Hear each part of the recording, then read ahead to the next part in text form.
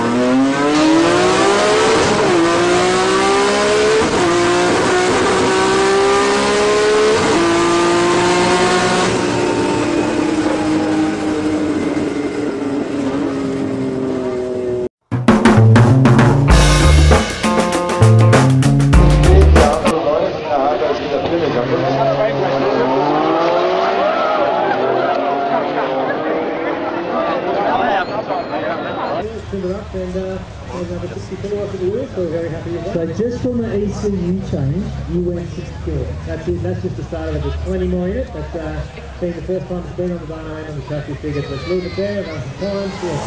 Let's see how Jack goes through in the light and full and sleep though. Jason well at 0.968 reaction.